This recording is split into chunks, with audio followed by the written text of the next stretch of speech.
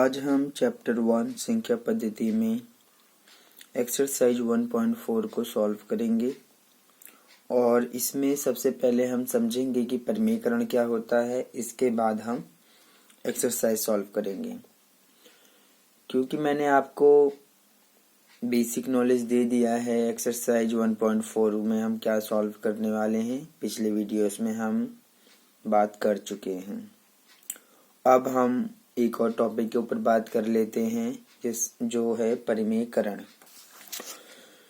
तो परिमेयकरण को मैं आपको समझाऊंगा, मैं इसको एक एग्जाम्पल से बताऊंगा। हम एक एग्जाम्पल लेते हैं इसको समझने के लिए। मान लीजिए हमारे पास एक अपरिमेय संख्या है 1/√2 और इसके हम हर का परिमेयकरण करना चाहते हैं कि हर का परिमेयकरण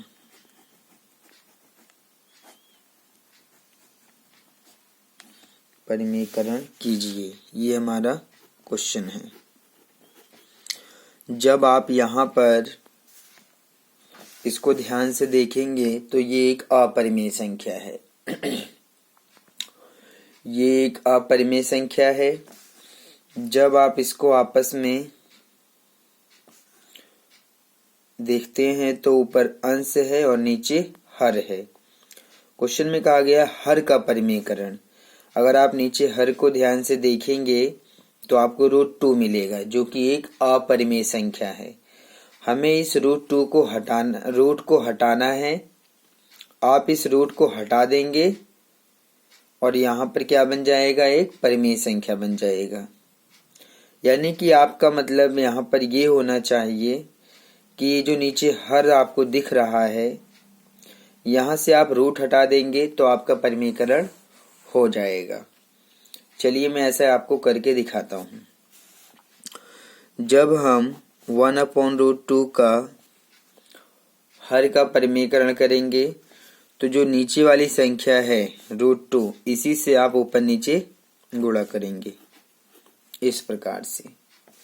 तो ऐसा करने से आपको क्या मिलेगा, √2 की गुणा हमेशा सीधा सीधा किया जाता है। आप इसकी गुणा इसमें करेंगे और इसकी गुणा इसमें करेंगे।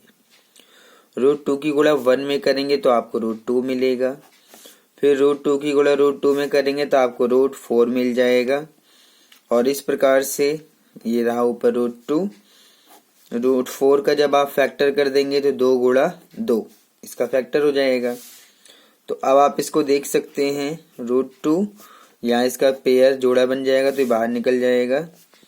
तो पहले जो हर में संख्या थी वो रूट में थी और अब जो आया है वो 2 आया है। यानी कि हमने जो रूट था उसको हटा दिया है। जब इस प्रकार से आप किसी भी अपरिमेय संख्या के नीचे से रूट को हटा देते हैं तो वो क्या हो जाता है, हर का परिमेयकरण हो जाता है। और ऐसा करने के लिए हम हर से ऊपर नीचे क्या करते हैं, गुणा करते हैं। तो ये मैंने आपको एक कंडीशन यहाँ पर समझा दिया, ठीक है। अब मैं यहाँ पर आपको कुछ और भी एग्जाम्पल लेकर समझा देता हूँ ताकि आपको अच्छे से ये समझ में आ जाए। मैं एक और एग्जाम्पल ले रहा हूँ। इसमें एग्जाम्पल नंबर 2 है ये, और ये है हमारा 1/2 + √3। अगर आप इसके हर को नीचे ध्यान से देखें तो यहाँ पर भी रूट दिख रहा है आपको। इस रूट को हटाना है। इस रूट को हटाने के लिए आप क्या करेंगे, हर का परिमेयकरण करेंगे। और हर का परिमेयकरण करने के लिए आपको क्या करना पड़ेगा, आपको ऊपर नीचे गुणा करना पड़ेगा। तो जब आप इसमें ऊपर नीचे गुणा करेंगे तो इस प्रकार से किया जाएगा। देखिए ये जो 1/2 + √3 है, आप ऊपर नीचे गुणा करेंगे 2√3, यानी कि हर से ही गुणा करना है। नीचे क्या है, 2 + √3 है, तो इसी से हम गुणा करेंगे। आप देखेंगे कि यहाँ पर प्लस का निशान है, तो तो ये निशान बदल जाएगा जब आप ऊपर नीचे गुणा करेंगे। प्लस का है तो आप माइनस में लिखेंगे ऊपर नीचे, अगर ये माइनस में होता तो आप ऊपर नीचे प्लस में लिखते। ऐसा आपको फॉलो करना पड़ेगा। तो जब आप इसमें आपस में गुणा करेंगे तो 2 माइनस रूट 3 की गुणा आप 1 में करेंगे तो आपको यही मिलेगा 2 माइनस रूट 3। अब आपको यहां पर 2 प्लस रूट 3, 2 प्लस रूट 3 और 2 माइनस रूट 3 इनको आपस में क्या करना है, गुणा करना है। तो इनको गुणा करने के लिए मैं आपको अलग से इसकी गुणा इसमें करके समझा देता हूं ताकि आपको अच्छे से समझ में आ जाए। तो जब आप 2 प्लस रूट 3 की गुणा करेंगे, किस में करना है, 2 माइनस रूट 3 में। तो अगर आप इन दोनों ब्रैकेट को ध्यान से देखें तो ये बराबर हैं आपस में, यानी कि 2 यहाँ है तो 2 यहाँ भी है, रूट 3 यहाँ है तो रूट 3 यहाँ भी है। तो यहाँ पर आप एक सरसमी का प्रयोग कर सकते हैं। ये है a प्लस बी गुणा में a माइनस बी, तो ये बराबर होता है a स्क्वायर माइनस का b स्क्वायर। देखिए ये दोनों ब्रैकेट आपस में बराबर हैं, बस इनके बीच में एक प्लस में है दूसरा माइनस में है। तो ऐसी कंडीशन जब होती है तो हम लगाते हैं a square minus B square. तो अगर आप इसको कंपेयर करेंगे यहाँ से तो a आपको मिलेगा 2 और b मिलेगा रूट 3, a मिलेगा 2, b मिलेगा रूट 3। तो आप इस a की जगह पर लिखेंगे 2 और क्योंकि हमें इसका स्क्वायर करना है तो ये रहा स्क्वायर माइनस b की वैल्यू यहाँ पर है रूट 3, हमें इसका भी स्क्वायर करना है तो ये रहा स्क्वायर। 2 का स्क्वायर आप करेंगे तो आपको 4 मिलेगा माइनस रूट 3 का स्क्वायर मैं करके अलग से दिखा देता हूँ कि जब आप रूट 3 का स्क्वायर करेंगे तो रूट 3 गुणा में रूट 3, तो ये आ जाएगा 3 की 3 में करेंगे 9। लेकिन आपको पता है कि जब आप 9 के गुणनखंड करेंगे तो 3 गुणा 3 बनेगा, 3 का जोड़ा 3 बाहर। तो इस प्रकार से आपको कितना मिलेगा 3, और आप 4 में से 3 घटा देंगे 1 मिल जाएगा। तो जब हमने इन दोनों को आपस में गुणा किया तो कितना मिला, 1 मिला। आप इसको अच्छे से समझ लीजिएगा। तो इस प्रकार से जब इन दोनों की गुणा होगी तो आपको 1 मिलेगा। तो आपको पता है कि नीचे 1 नहीं लिखा जाता है, तो इस प्रकार से आपका आंसर ये माना जाएगा। ठीक है, तो इस प्रकार से आपको हर का परिमेयकरण करना है। जो भी आपको क्वेश्चन मिलेगा उसमें जब आप हर का परिमेयकरण करने जाएंगे तो हर से ऊपर और नीचे गुणा करेंगे। ऐसा करने से आपको आसानी से समझ आ जाएगा और आप हर का परिमेयकरण कर पाएंगे। चलिए अब हमारा जो एक्सरसाइज है हम उस एक्सरसाइज पर आते हैं और एक्सरसाइज के क्वेश्चन सॉल्व करते हैं।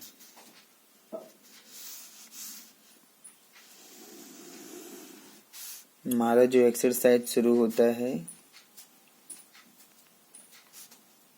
वो है 1.5। Question number 1। क्वेश्चन नंबर 1 में हमें दिया हुआ है, बताइए नीचे दी गई संख्याओं में कौन कौन परिमेय हैं और कौन कौन अपरिमेय हैं। तो यहाँ पर सिर्फ हमें यही बताना है कि कौन सी संख्या परिमेय है और कौन सी अपरिमेय है। तो first, second, third, fourth, fifth 5 point हैं, इन पांचों को ही लेते हैं। पहले हम फर्स्ट पॉइंट के ऊपर बात कर लेते हैं। फर्स्ट पॉइंट के ऊपर हम बात करते हैं, जिसमें हमें दिया है 2 माइनस रूट 5। तो अगर आप ध्यान से देखेंगे तो ये अपने आप में एक परिमेय संख्या है क्योंकि ये रूट में नहीं है, और ये अपरिमेय संख्या है क्योंकि ये रूट में है। तो जब हम एक परिमेय संख्या और एक अपरिमेय संख्या को आपस में घटाते हैं तो आपको हमेशा एक परिमेय संख्या मिलती है। आपको मिलेगा अपरिमेय संख्या। अपरिमेय संख्या। ये मैं आपको समझा देता हूँ, क्योंकि मैंने आपको बताया था कि जब हम इन दोनों को आपस में घटाएंगे तो ये घटेगा ही नहीं। इसलिए नहीं घटेगा क्योंकि ये रूट में नहीं है और ये रूट में है। तो जब ये दोनों एक परिमेय है और एक अपरिमेय है, आपस में ये घटेंगे नहीं तो ये हमेशा ऐसे ही एज इट इज बना रहेगा। तो जब ये आपस में घटेंगे नहीं और एज इट इज बना रहेगा तो आंसर भी यही रहेगा। तो आंसर में तो √5 है, तो √5 एक अपरिमेय संख्या है। तो √5 क्योंकि अपरिमेय संख्या है, वो इस पूरे को क्या बना देगा, अपरिमेय संख्या बना देगा। तो इसलिए आप कहेंगे कि ये पूरा क्या है, वो एक अपरिमेय संख्या है। ठीक है, अपरिमेय संख्या है। ठीक है, तो यहाँ पर आपको समझना है इस प्रकार से, जब भी आप एक परिमेय और एक अपरिमेय संख्या को जोड़ते हैं या घटाते हैं या गुणा करते हैं या भाग करते हैं तो आपको क्या मिलता है, अपरिमेय संख्या मिलता है। ठीक है ना। भाग की कंडीशन में तो आपको परिमेय संख्या मिल सकती है, लेकिन जब भी आप एक परिमेय और एक अपरिमेय संख्या को आपस में जोड़ेंगे तब भी आपको अपरिमेय संख्या मिलेगा, घटाएंगे तो भी आपको अपरिमेय संख्या मिलेगा, गुणा करेंगे तो भी आपको अपरिमेय संख्या मिलेगा, भाग करने की जो कंडीशन है इसमें आपको परिमेय संख्या मिल सकता है। ठीक है। चलिए अब हम सेकंड पॉइंट लेते हैं। सेकंड पॉइंट हमें दिया हुआ है 3 + √23 माइनस में √23। इसको हम सिंप्लीफाई कर लेते हैं थोड़ा सा। तो ये रहा 3 + √23 माइनस 23। 23 रूट में है और ये भी 23 रूट में है। ठीक है, ये प्लस में है और ये माइनस में है, तो प्लस माइनस माइनस होता है, आपस में घट जाएगा, यानी कि कट के 0 बन जाएगा। तब आपको क्या मिलेगा, आपको केवल 3 मिलेगा जब ये दोनों आपस में कट जाएंगे, क्योंकि एक प्लस में है और एक माइनस में है, तो प्लस माइनस माइनस होता है, तो इनको आपस में घटा देंगे तो यानी कि √23 से √23 घट जाएगा 0। तो ये रहा आपका 3 हमारा आंसर हो गया। तो जब हमने इसको ध्यान से देखा और सिंप्लीफिकेशन करा तो हमें 3 मिल गया। 3 क्या है, एक परिमेय संख्या है, एक परिमेय संख्या है।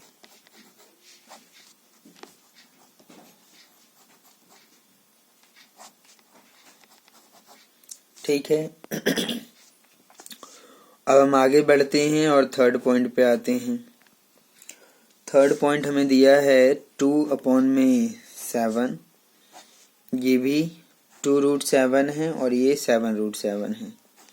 तो अब ये डिवाइड की कंडीशन है। अभी मैंने आपको बताया कि डिवाइड की कंडीशन में ये एक परिमेय संख्या बन सकता है, लेकिन कोई जरूरी नहीं है कि डिवाइड की कंडीशन में हमेशा एक परिमेय संख्या बने। अपरिमेय भी बन सकता है, कंडीशन के ऊपर डिपेंड करता है कि क्वेश्चन किस टाइप का दिया हुआ है। ठीक है, तो यहाँ पर √7 से √7 कट जाएगा और 2/7 आपको, ये रहा 2, ये रहा 7। तो ये भी एक परिमेय संख्या है, एक परिमेय संख्या है। ठीक है, थर्ड पॉइंट भी हो गया। अब आप फोर्थ पॉइंट को देखिए। फोर्थ पॉइंट में हमें दिया है 1/√2 दिया है। 1/√2। तो अगर आप इसको ध्यान से देखेंगे तो √2 इसके अंदर है, जो कि एक अपरिमेय संख्या है।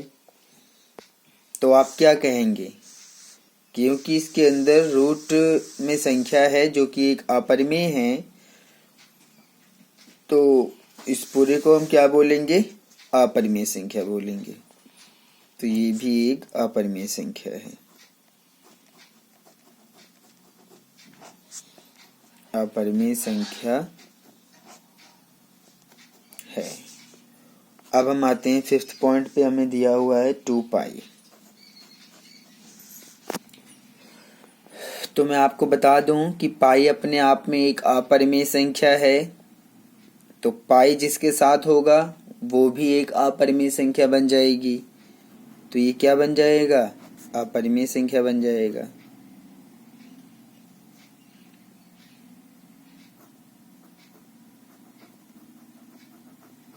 क्या बन जाएगा? अपरिमेय संख्या। तो ये आपको दिमाग में रखना है, क्योंकि पाई एक अपरिमेय संख्या है। पाई जिसके साथ होगा वो भी एक अपरिमेय संख्या होगी। तो इस प्रकार से हमारा जो क्वेश्चन नंबर 1 है ये कंप्लीट सॉल्व हो गया है।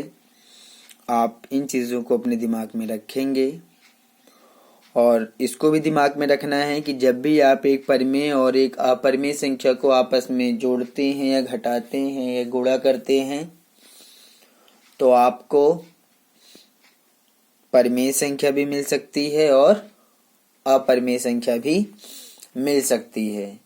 लेकिन अगर आप इसको ध्यान से समझेंगे, सिंप्लीफिकेशन करेंगे, कैलकुलेशन करके देखेंगे तो आपको आसानी से पता लग जाएगा कि वो परिमेय संख्या है या अपरिमेय संख्या है। यहाँ पर जो भी क्वेश्चंस यहाँ दिए हुए हैं पहले हमने इनको देखा, समझा, जो सिंप्लीफाई हो रहा था उसको सिंप्लीफाई करके देखा और फिर उसको हमें समझ आ गया कि वो एक परिमेय संख्या है या अपरिमेय संख्या है। जो सिंप्लीफाई नहीं होगा आप उसको एज इट इज देख के भी बता सकते हैं कि वो परिमेय है या अपरिमेय है। थोड़ा सा चीज़ों को समझने का प्रयास करें, इसी प्रकार से ये करना है तो आपको अच्छे से समझ में आ जाएगा। ठीक है, अब हम आगे बढ़ते हैं और क्वेश्चन नंबर 2 पर आते हैं।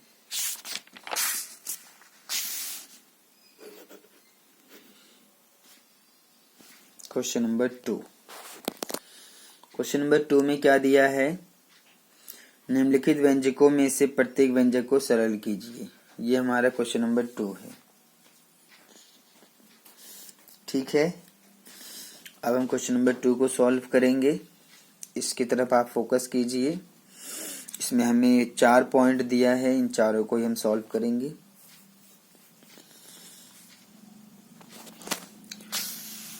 क्वेश्चन नंबर 2 का जो फर्स्ट पॉइंट हमें दिया हुआ है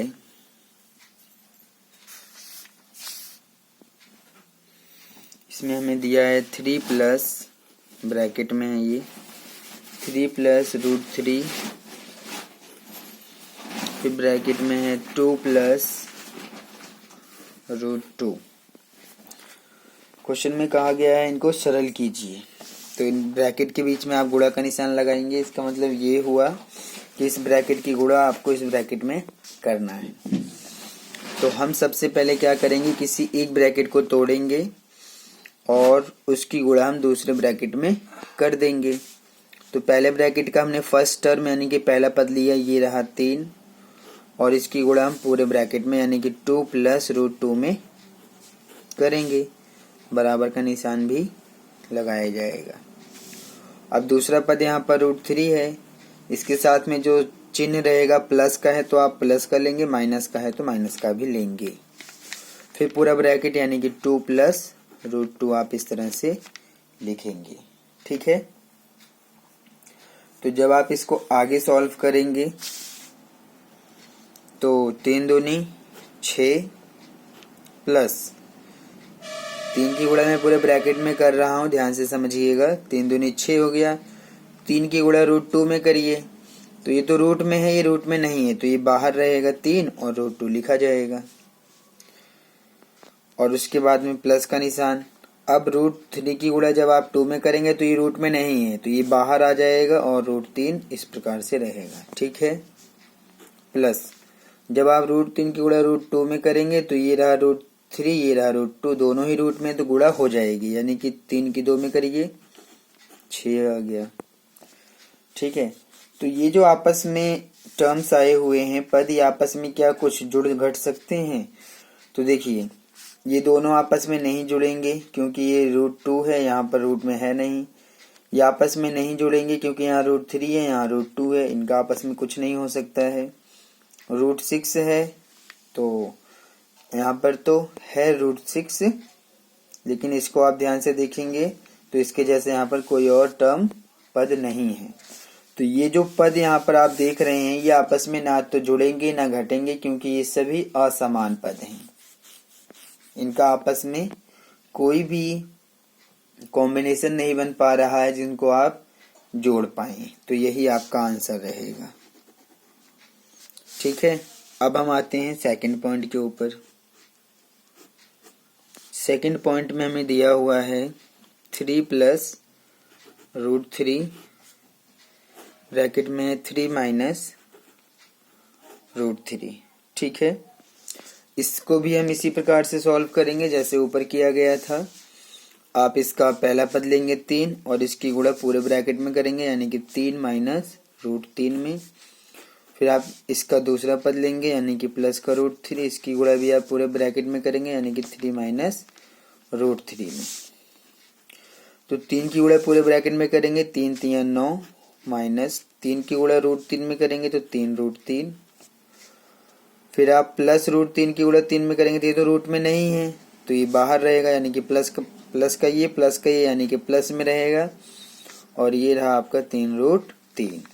फिर प्लस माइनस माइनस होगा, √3 की गुणा √3 में करेंगे तो √9 मिल जाएगा आपको। तो ये रहा 9। 3 √3 माइनस में, 3 √3 प्लस में, तो माइनस प्लस तो माइनस होगा, आपस में घटेगा तो ये तो कट जाएगा, फिर माइनस का निशान। √9 है ये, 9 का जब आप फैक्टर बना देंगे तो 3 × 3 बनेगा, क्योंकि 9। तो इस प्रकार से आप देख सकते हैं 9 - 3 का जोड़ा बनेगा, 3 बाहर आएगा और 9 में से 3 घटा देंगे 6। तो यही आपका आंसर रहेगा। ठीक है, केवल चीजों को समझिए, आसान बहुत है, आप कर पाएंगे। अब हम आते हैं थर्ड पॉइंट के ऊपर। थर्ड पॉइंट हमें दिया हुआ है, ब्रैकेट में है √5 प्लस फिर है √2 और पूरे का होल स्क्वायर है ये। ठीक है, तो जब आप इसको ध्यान से देखेंगे तो इस होल स्क्वायर को हटाने के लिए आप इसको 2 बार लिख सकते हैं, यानी कि √5 + √2 जो ब्रैकेट में लिखा है, इस होल स्क्वायर को हटाने के लिए आप इसको 2 बार लिख सकते हैं। यानी कि आप इसको √5 + √2 ब्रैकेट में और फिर एक बार और लिख सकते हैं √5 + √2। जब आप इसको 2 बार लिख देंगे इस प्रकार से, इस ब्रैकेट को जब आप 2 बार लिख देंगे तो ये जो स्क्वायर है वो खत्म हो जाएगा। अब आप इनके बीच में गुणा कर लीजिए। क्या तरीका है गुणा करने का कि इसमें आप पहला पद लेंगे, पहला पद मैंने क्या ले लिया, √5 ले लिया। इस √5 की गुणा हम पूरे ब्रैकेट में करेंगे, यानी कि √5 + √2 में करेंगे। फिर अब जो इसका दूसरा पद है वो है प्लस का √2, फिर इसकी गुणा हम पूरे ब्रैकेट में करेंगे, यानी कि √5 + √2 में। ये जो मैंने किया है, जैसे मैंने क्वेश्चन नंबर 1, 2 में किया था, सेम वैसे सिंप्लीफिकेशन कर रहे हैं, आप इसको ध्यान से समझिएगा। √5 की गुणा हम पूरे ब्रैकेट में करेंगे, क्योंकि सब रूट में है तो मल्टीप्लाई हो जाएगी।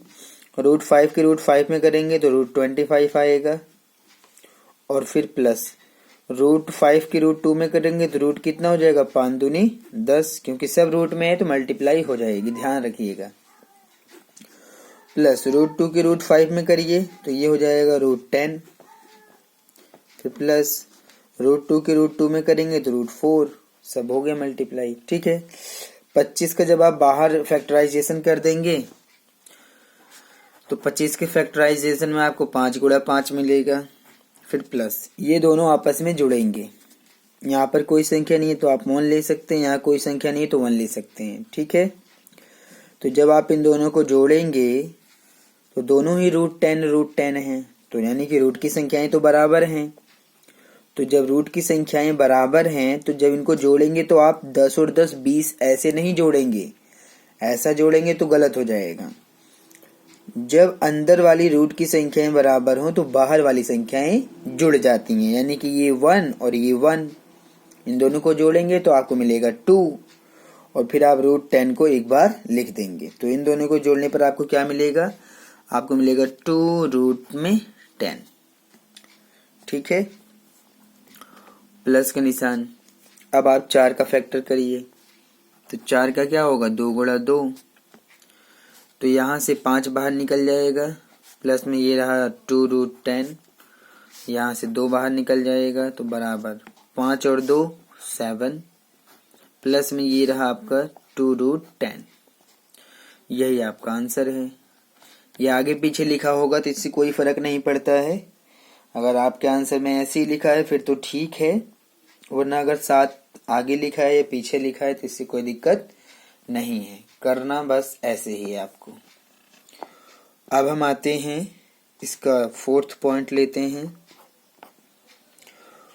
4th पॉइंट में हमें दिया हुआ है √5 माइनस √2, √5 प्लस √2।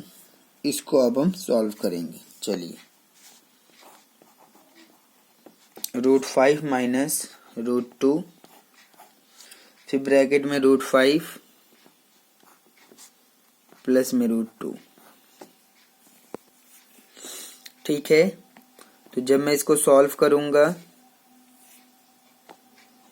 तो इसका पहला पद लेंगे हम √5, ब्रैकेट में ये पूरा रहेगा, ब्रैकेट में ये पूरा का मतलब है कि √5 प्लस √2, और फिर ये रहा माइनस का √2, और फिर ब्रैकेट में ये पूरा रहेगा यानी कि √5 प्लस में √2।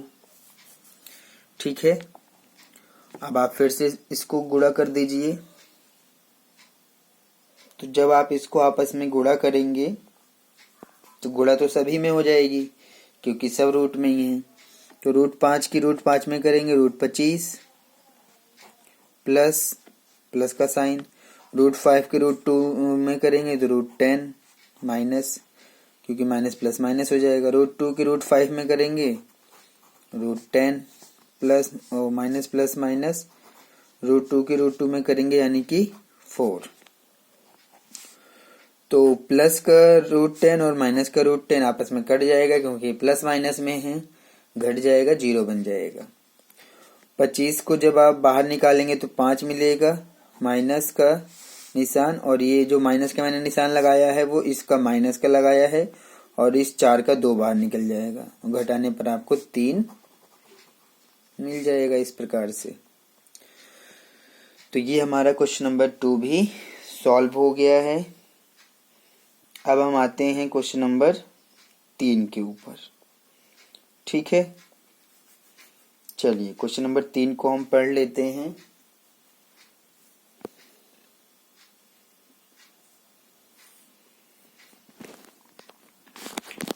क्वेश्चन नंबर 3 में कहा गया है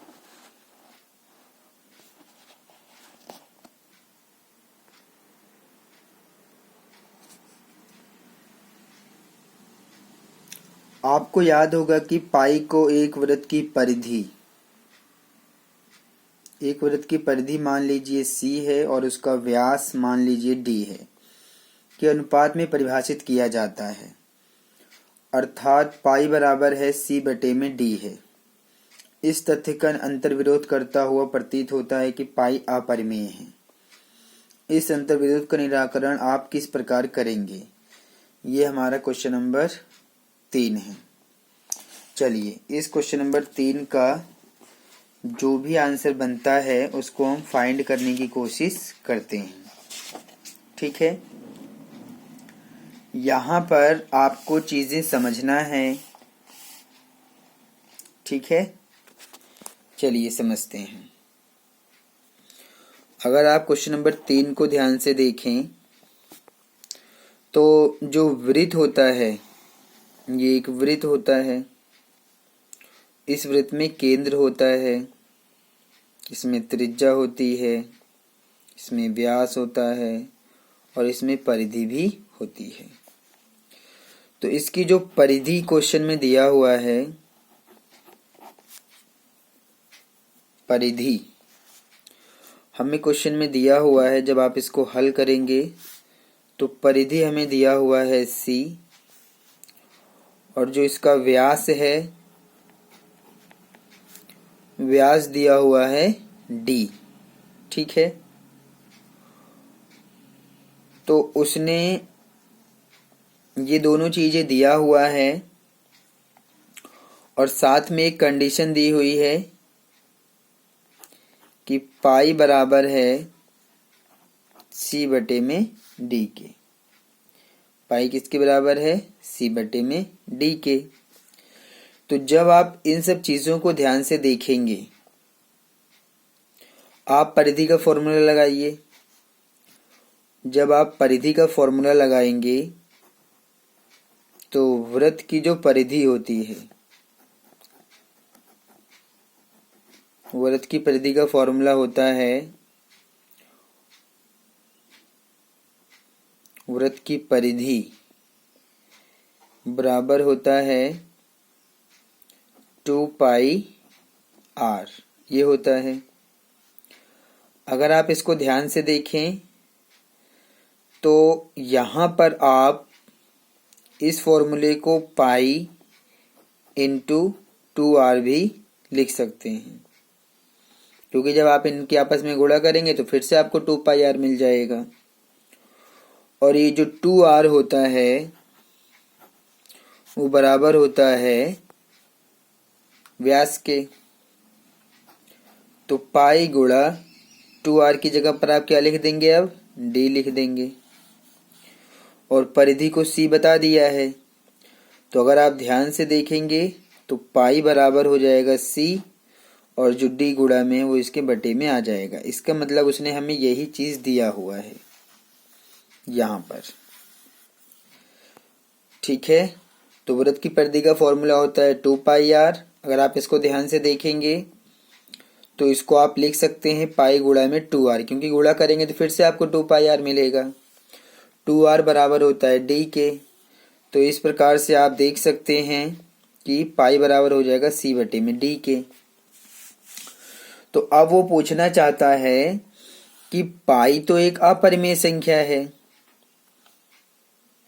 पाई क्या है? पाई एक अपरिमेय संख्या है, तो वो c बटे d के बराबर कैसे हो सकता है? क्योंकि c बटे d एक परिमेय संख्या है। c बटे d क्या है? एक परिमेय संख्या है। तो इसी के बारे में वो हमारी राय जानना चाहता है। तो हम यहाँ पर लिख सकते हैं, यहाँ पर आप लिख सकते हैं चूंकि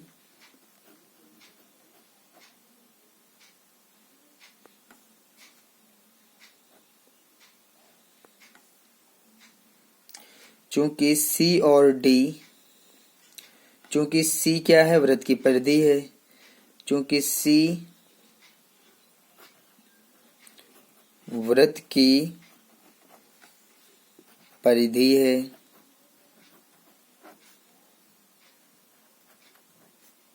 तथा D वृत्त का व्यास है, इसलिए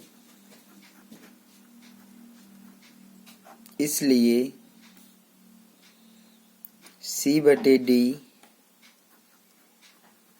एक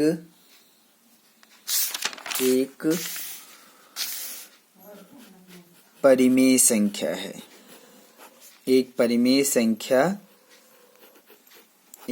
संख्या है। परंतु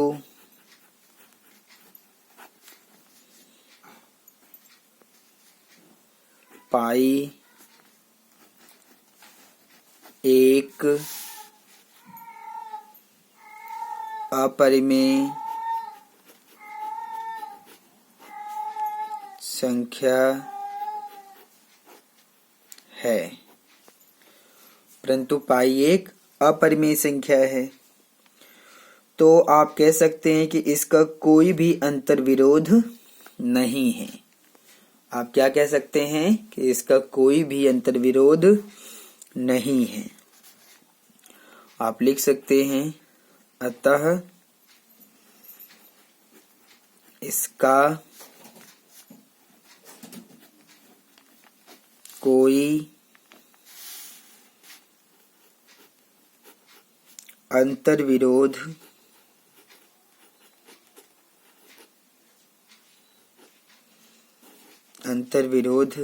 नहीं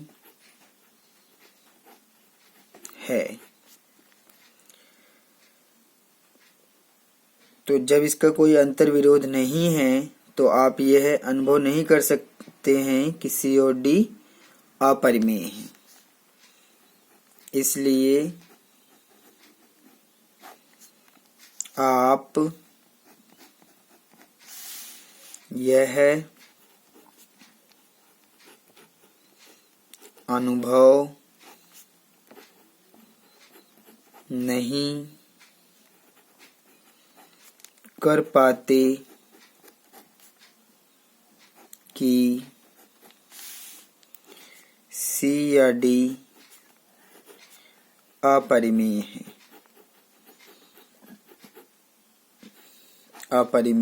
है। तो ये चीजें आपको समझना था और ये बताना था, वो आपकी सोच को जानना चाहता था कि आप किस प्रकार से इस समस्या का समाधान करेंगे। तो हमने उसको बता दिया है कि इस प्रकार से अगर इसको ध्यान से देखा जाए तो चूंकि सी और डी वृत्त की परिधि है और डी वृत्त का व्यास है, इसलिए सी बटे डी एक परिमेय संख्या बन जाएगा। परंतु पाई एक अपरिमेय संख्या है, अतः इसका कोई अंतर्विरोध नहीं है। इसलिए आप यह अनुभव नहीं कर पाते हैं कि सी या डी अपरिमेय है। ठीक है, तो इस प्रकार से आप इस समस्या का समाधान कर सकते हैं। अब हम आते हैं क्वेश्चन नंबर 4 के ऊपर। क्वेश्चन नंबर 4 में कह रहा है कि संख्या रेखा पर रूट 9.3 को निरूपित कीजिए। तो अब हम क्वेश्चन नंबर 4 को करेंगे। क्वेश्चन नंबर 4 में कह रहा है कि संख्या रेखा पर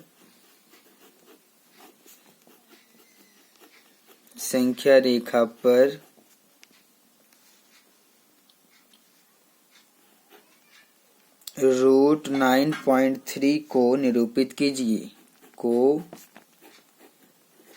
निरूपित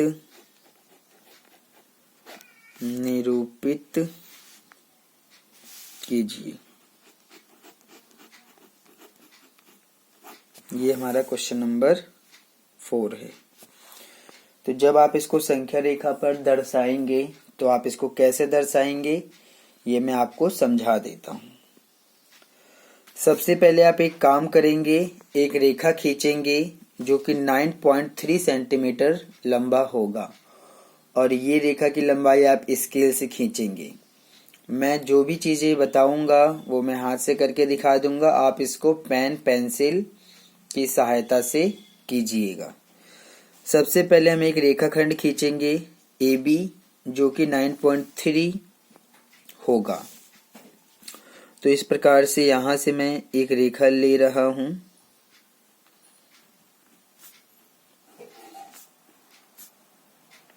और इस रेखाखंड की जो लंबाई है आप इसको स्केल से खींचिएगा। ठीक है, तो ये रहा आपका A और ये रहा आपका B और इसकी लंबाई कितनी रहेगी 9.3, यहां से लेकर यहां तक ऐसा आप खींचेंगे। उसके बाद आप क्या करेंगे, स्केल से 1 सेंटीमीटर इसको आगे बढ़ा लेंगे। कितना?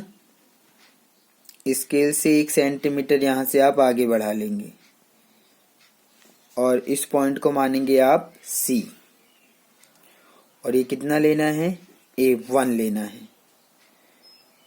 ठीक है, यहां से यहां तक आप 1 लेंगे और ऐसा आपको लेना ही है सभी क्वेश्चन में। जो भी इस प्रकार का होगा, इस प्रकार का कोई भी क्वेश्चन अगर संख्या रेखा पर दर्शाने के लिए आता है तो आप सभी में ऐसा करेंगे कि 1 इकाई की आपको लंबाई और बाद में बढ़ाना है। और इसके बाद आप क्या करेंगे, अब आप A और C का मध्य बिंदु ज्ञात करेंगे।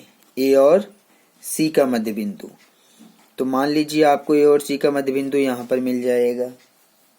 ठीक है, तो ये जो आपको मध्य बिंदु मिल रहा है ए और सी का, इसको ध्यान से देखिए, इसको ध्यान से देखिए। मैंने जो मध्य बिंदु लिया है वो किसका लिया है? मैंने मध्य बिंदु लिया है ए और सी का, ठीक है।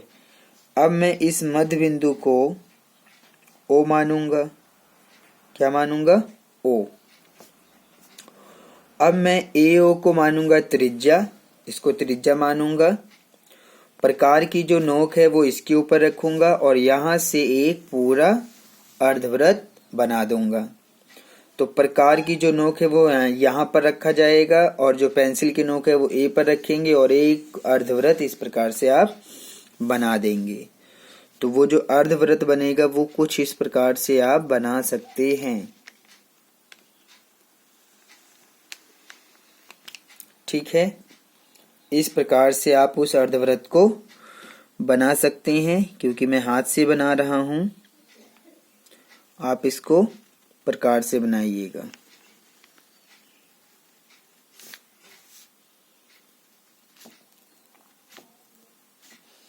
हम जो कुछ भी कर रहे हैं वो 9.3 रूट 9.3 को संख्या रेखा पर दर्शाने के लिए कर रहे हैं, ठीक है। तो इतना करने के बाद अब आप क्या करेंगे? अब आप यहां से एक लंब रेखा खींचेंगे। कहां से? इस बी से। तो जब आप यहां से एक लंब रेखा खींचेंगे जो कि सीधा जाएगा 90 डिग्री पर, ठीक है। तो ये हो जाएगा बी और ये हो जाएगा डी। ये आप लंबवत खींचेंगे, बिल्कुल 90 डिग्री पर जाएगा ये। और अब आप क्या करेंगे? अब आप यहां पर इस बी डी को, ये जो आपका यहां पर बी डी है, इस बी डी को आप त्रिज्या मानेंगे। क्या मानेंगे? बी डी को। बी डी को अब आप एक त्रिज्या मानेंगे। बी डी को त्रिज्या मानने के बाद जब आप बी डी को त्रिज्या मान लेंगे, उसके बाद आप इसको आसानी से संख्या रेखा पर दर्शा सकते हैं। जैसे मैंने ए को त्रिज्या मान के अर्धवृत्त खींचा था, अब आप इस बी डी को त्रिज्या मानेंगे। प्रकार की जो नोक रहेगी वो आप इस बी के ऊपर रखेंगे और यहां से एक चाप लगा देंगे। तो इस संख्या रेखा को आप आगे बढ़ा लीजिएगा, इस रेखा को आप आगे बढ़ा लीजिएगा। तो जब आप बी डी को त्रिज्या मानेंगे और प्रकार की जो नोक है बी पर रखेंगे और पेंसिल की नोक डी पे, और इस प्रकार से जब आप नीचे आएंगे तो कहीं ना कहीं वो इस प्रकार से नीचे आ जाएगा और इस रेखा को कहीं ना कहीं टच करेगा। जिस भी बिंदु पर टच करेगा वही बिंदु हो जाएगा आपका रूट 9.3। क्या हो जाएगा? वो रूट 9.3 हो जाएगा। तो इस प्रकार से आप इसको आसानी से कर सकते हैं, ठीक है। और ये जो बी डी की लंबाई होगी वो कितनी होगी?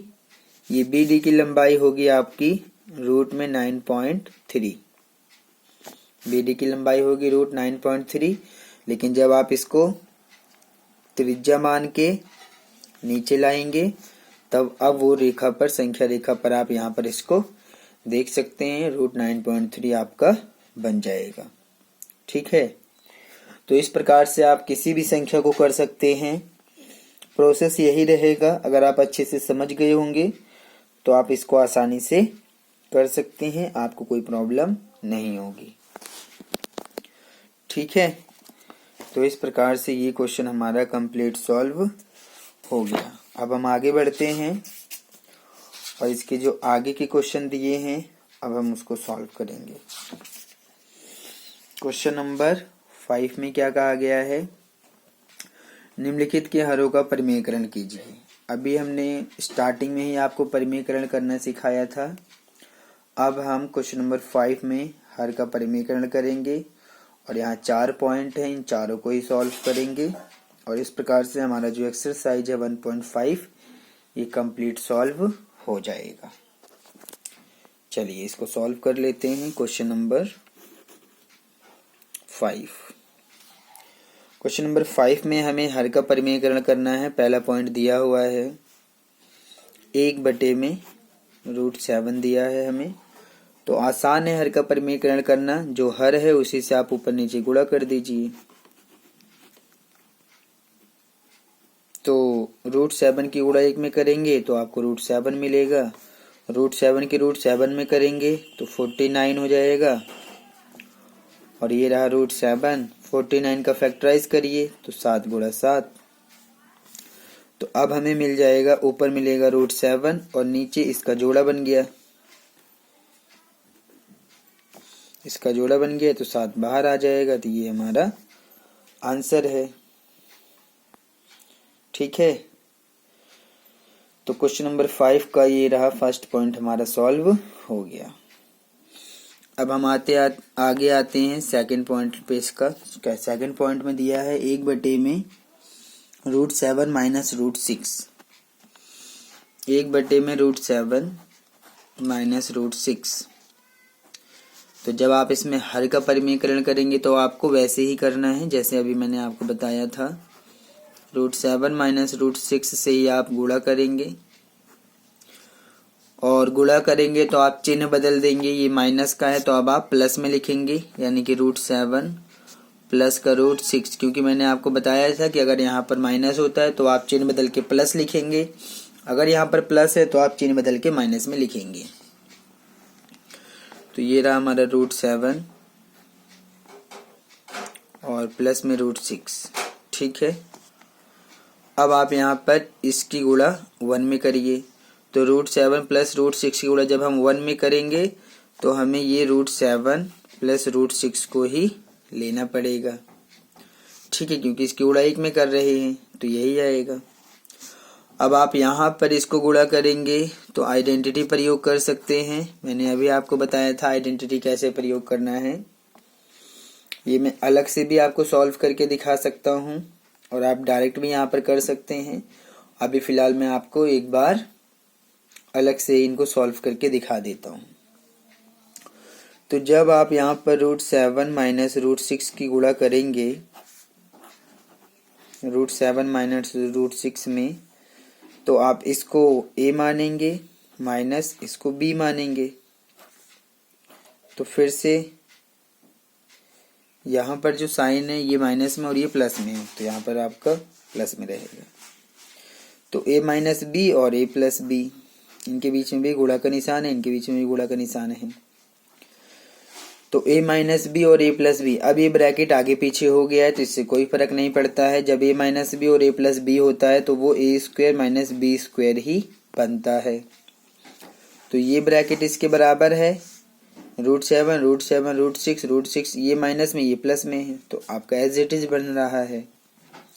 तो जब आप a² माइनस b² में वैल्यू रखेंगे तो a यहाँ पर है √7, b यहाँ पर है √6, तो a की जगह पर √7 लिखा जाएगा तो इसका स्क्वायर बनेगा, माइनस b की जगह पर √6 लिखा जाएगा और इसका भी स्क्वायर बन जाएगा।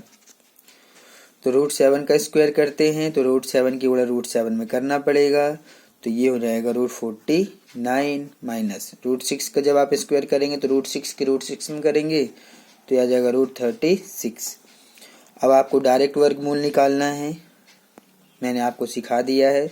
49 का वर्गमूल 7 होता है, 36 का वर्गमूल 6 होता है। तो 7 में से 6 घटा देंगे आपको 1 मिलेगा। तो इन दोनों की जब आप मल्टीप्लाई करेंगे तो आपको कितना मिलेगा, 1 मिलेगा। तो इन दोनों की मल्टीप्लाई करने पर 1 मिला, तो 1 तो नीचे लिखा नहीं जाता है, तो √7 प्लस में √6 यही आपका आंसर माना जाएगा। ठीक है, तो इस प्रकार से आप इस क्वेश्चन को कर सकते हैं। अब हम आते हैं थर्ड पॉइंट के ऊपर। थर्ड पॉइंट में हमें दिया हुआ है 1/√5 प्लस √2। इसको भी कर लेते हैं।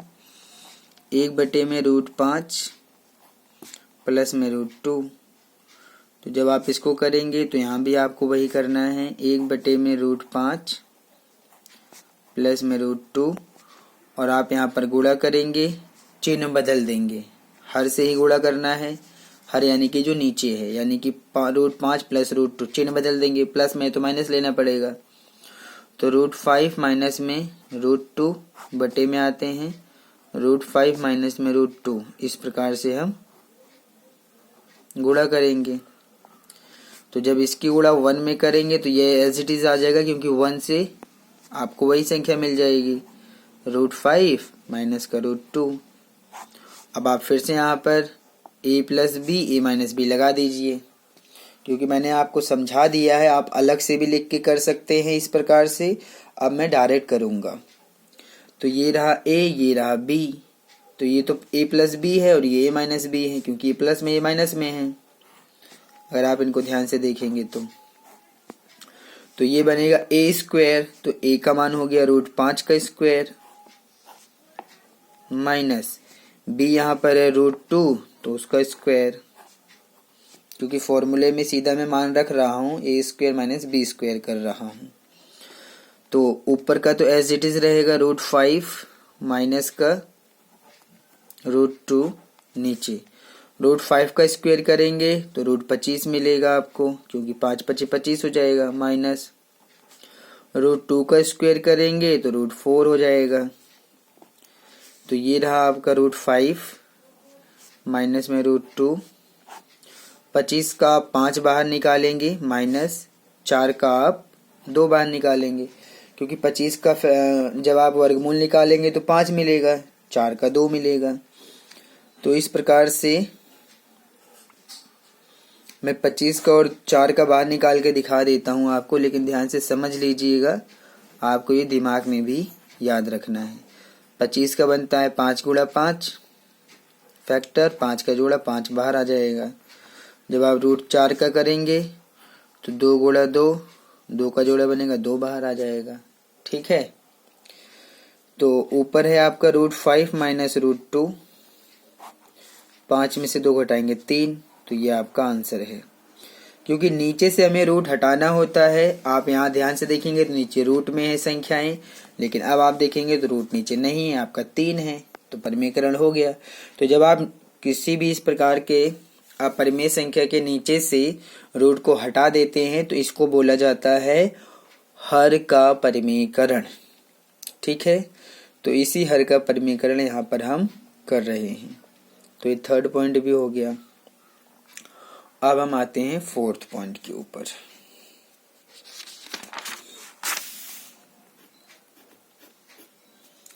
फोर्थ पॉइंट में हमें दिया है 1/√7 माइनस 2, 1/√7 माइनस में 2। तो जब आप यहाँ पर हर का परिमेयकरण करने जाएंगे तो आपको फिर से √7 माइनस √2 और आप ऊपर नीचे गुणा करेंगे, चिन्ह बदल देंगे, माइनस में है तो आपको प्लस में लेना है, √7 + 2 और √7 + 2। इसकी गुणा जब आप 1 में करेंगे तो आपको मिलेगा √7 + √2, सॉरी ये रूट में नहीं है, आप इसका रूट हटा लीजिएगा। इस रूट ये हमारा √7 + 2 है, क्योंकि अगर आप इसको ध्यान से देखेंगे तो 7 के ऊपर तो रूट है लेकिन 2 के ऊपर नहीं है, तो मैं इस स्टेप को ही कैंसिल कर दे रहा हूं। तो जब आप इसको इसमें गुणा करेंगे 1 में तो √7 + 2 की 1 में करेंगे तो आपको यही मिलेगा √7 + 2। जब आप इन दोनों की आपस में गुणा करेंगे तो यहाँ पर आइडेंटिटी प्रयोग कर सकते हैं। इस बार मैं इसको अलग से करके दिखाऊंगा, क्योंकि एक रूट में है दूसरा रूट में नहीं है, तो इससे कोई फर्क नहीं पड़ेगा। √7 - 2 और फिर √7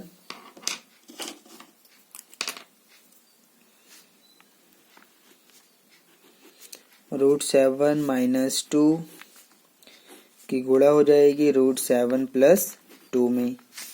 तो आइडेंटिटी वैसे ही प्रयोग होनी है, a - b और फिर a + b बराबर होगा a² माइनस का b²। तो a हमारा √7 है, b हमारा 2 है, मतलब a तो हमारा रूट में है लेकिन b रूट में नहीं है। तो तो ए रूट में है तो रूट में लिखा जाएगा, बी रूट में नहीं है तो एज इट इज जो है वही लिखा जाएगा। तो ए की जगह पर आप लिखेंगे √7, इसका हो जाएगा स्क्वायर, माइनस बी यहाँ पर रहेगा 2, तो 2 का आप कर देंगे स्क्वायर। तो √7 का स्क्वायर करेंगे तो आप √7 की गुणा √7 में करके देख लीजिएगा, √49 आएगा, माइनस √2 का जब स्क्वायर करेंगे तो आपको 4 मिलेगा क्योंकि वर्गमूल तो है नहीं। 49 को आप बाहर निकालेंगे तो आपको 7 मिलेगा, माइनस का 4, और 7 में से 4 घटा देंगे तो आपको मिल जाएगा 3। ठीक है, तो इस प्रकार से जब इन दोनों की गुणा हुई तो हमें मिला 3। यही हमारा आंसर है, हर का परिमीकरण है। इसी प्रकार से आपको ये करना है। ठीक है, ये जो चिन्ह होता है, मैं इस चिन्ह को आपको दिखा देता हूं। इस चिन्ह के 2 नाम है। इसको तो कभी कभी बोला जाता है वर्गमूल, आप इसको वर्गमूल कह सकते हैं। इंग्लिश में इसको स्क्वायर रूट भी कहा जाता है, स्क्वायर रूट, और कभी कभी इसको अंडर रूट भी कहा जाता है, अंडर रूट। तो आप इससे कंफ्यूज ना होइएगा कि ये वर्गमूल का है या स्क्वायर रूट है या अंडर रूट, एक ही चीज है। ये सब चिन्ह यही है, नाम इसके अलग अलग है। ठीक है, कोई इसको वर्गमूल बोलेगा, कोई स्क्वायर रूट बोलेगा, कोई अंडर रूट बोलेगा, इस प्रकार से ये होता है। ठीक है, तो इस प्रकार से हमारा जो एक्सरसाइज 1.5 था ये मैंने कंप्लीट सॉल्व कर दिया है, और इसमें 5 क्वेश्चन है, ये 5 सॉल्व हो गए हैं।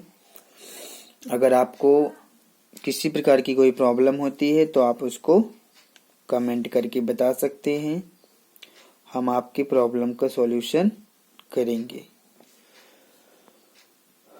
अगली वीडियो में हम एक्सरसाइज 1.6 को सॉल्व करेंगे। अगर आपको हमारा ये चैनल पसंद आता है तो आप इसको लाइक, शेयर और सब्सक्राइब कीजिए। धन्यवाद।